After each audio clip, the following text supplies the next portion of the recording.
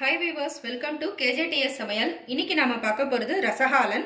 இது ஒரு கேரளா டிஷ். எப்படி பண்ணலாம்ங்கறத பார்க்கலாம் வாங்க. இதுக்கு தேவையான பொருட்கள் பூசணிக்காய், மாங்காய், முருங்கைக்காய் மூணுமே சரிசமமா எடுத்துக்கோங்க.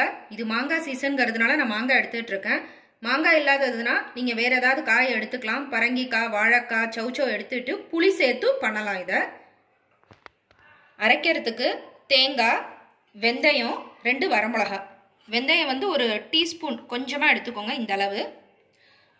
ஒரே ஒரு ஸ்பூன் அரிசி மாவு. நம்ம மிக்சியில் அரைக்கும் போது இந்த அரிசி மாவோட சேர்த்து நம்ம அரைச்சிருவோம். தாளிப்புக்கு தேங்காய் எண்ணெய், கடுகு, வரமிளகா, கருவேப்பிலை, தேவையான அளவு உப்பு, பெருங்காயம். வெந்தயத்தையும் வரமிளகாயும் ட்ரை ரோஸ்ட் பண்ணிக்கோங்க.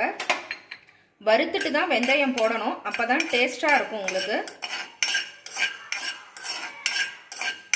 நல்லா இது ப்ரௌன் கலரில் வர வரைக்கும் பொறுமையாக வறுத்துக்கோங்க. வெந்தயம் நல்லா வறுத்துட்டோம்.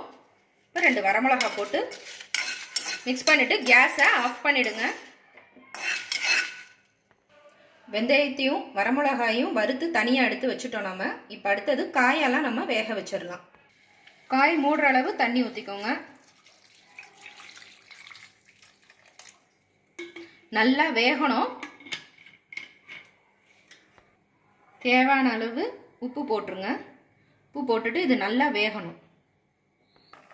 இப்போ இது நல்லா வெந்துருச்சுங்க. இப்போ நாம் இதுக்கு அரவையை அரைச்சிடலாம்.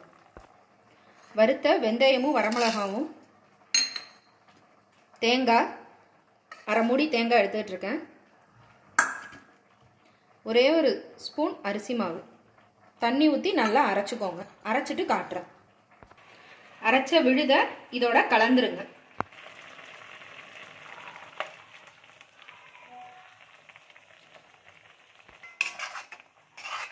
நல்லா இலக்கி விடுங்க.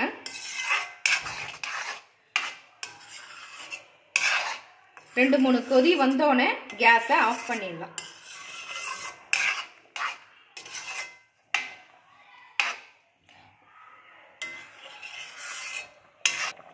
நம்மளோட ரசகாலன் ரெடி ஆயிடுச்சுங்க. கேஸை ஆஃப் பண்ணிடலாம். தேங்காய் எண்ணெயில கடுகு, வரமிளகா, கருவேப்பிலை, பெருங்காயம் போட்டு தாளிச்சிருக்கேங்க. தாளிச்சதை இது மேலே ஊற்றிடுங்க. நம்மளோட ரசகாலன் ரெடி ஆயிடுச்சு. நம்மளோட ரசகாலன் ரெடி ஆயிடுச்சுங்க. ரொம்ப டேஸ்ட்டாக இருக்கும் இந்த ரெசிபி. அப்பளத்தோட வச்சு சாப்பிடுங்க. நீங்களும் இந்த ரெசிபியை உங்கள் வீட்டில் ட்ரை பண்ணி பாருங்கள். இந்த ரெசிபி பிடிச்சிருந்ததுன்னா KJTS சமையலுக்கு லைக் பண்ணுங்கள், ஷேர் பண்ணுங்கள், சப்ஸ்கிரைப் பண்ணுங்கள். மீண்டும் ஒரு நல்ல ரெசிபியோடு உங்களை நான் சந்திக்கிறேன். நன்றி, வணக்கம்.